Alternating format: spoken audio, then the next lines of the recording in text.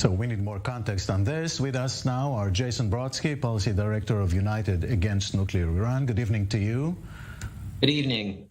And Arash Azizi, PhD candidate of history at New York University. Good evening to you as well. Jason, let me start with you. If this is true, whether it is or not, we have no way of really knowing now. The question is different. Why would the Iranians go public with such statements now? Well, this is a long line of statements from Iran's leadership that hinting at that it has the capability of building a nuclear weapon. Iran's supreme leader in 2019 said that there was nothing that the United States could do if it decided to build a weapon. Hassan Rouhani, then president, last year said that Iran can enrich to 90%, and Iran's intelligence minister as well at that point said that you have to be careful of what a cornered cat would do. And so Iran's leadership has hinted at the time to create hand-wringing and headlines and the rest in order to inspire fear to produce concessions. Arash, what do you make of this statement on nuclear capability? I generally agree with Jason. As he pointed out, there is a history of these comments, and comments of Kharrazi have been praised by some already.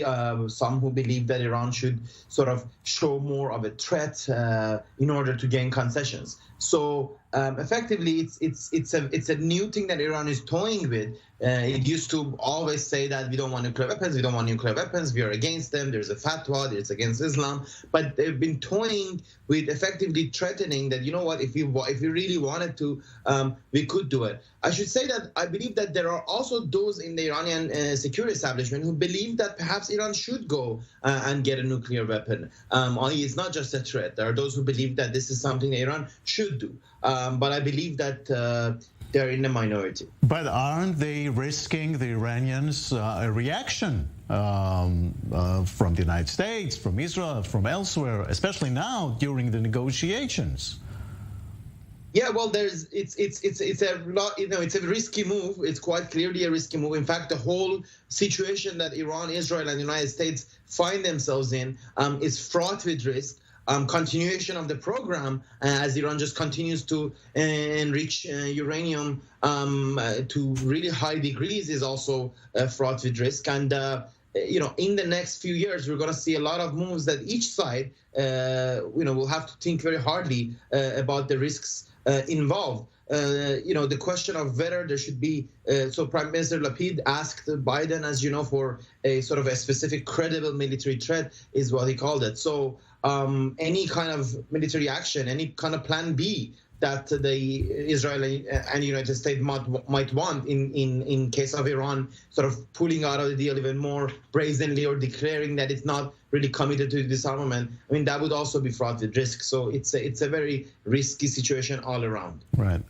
Jason, there's a long way between enriching uranium and making a bomb. Now, everybody puts a different timeline on this. How will we know? Well, I think that it would be 1 to 2 years to create an actual bomb and a delivery vehicle after 90% enrichment. But I think it's important to understand that Iran's leadership is making these kinds of threats right now because while it might seem that the United States has the capability of taking out its entire nuclear infrastructure, I think they sense that we don't have the will or intent to do so. And I think they sense that there's some hesitancy on the part of the president, and that's what emboldens them to make these comments to test international red lines. So we will see Iran in a carefully calibrated way continue to test the international community in the months ahead.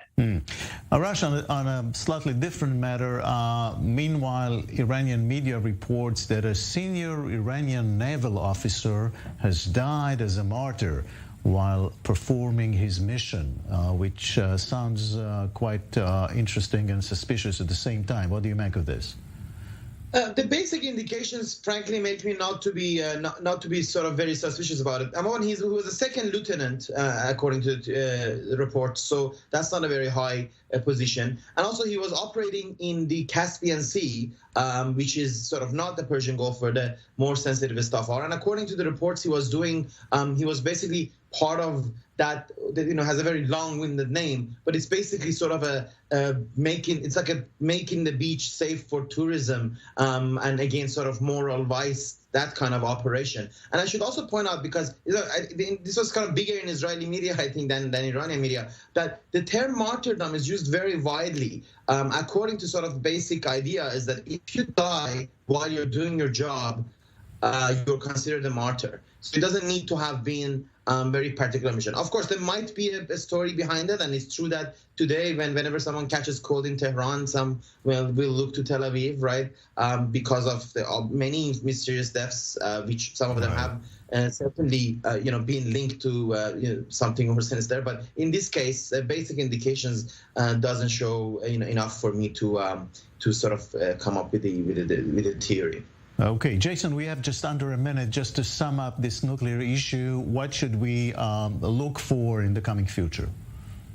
I think we're going to continue to be in this stalemate with the U.S. refusing to give in to Iran's maximalist demands, and at the same time, Iran advancing its nuclear program because it doesn't fear a response from the international community. And they calculate that the U.S. and the Europeans will remain at the table no matter what. So I think we'll be in for this stalemate ahead.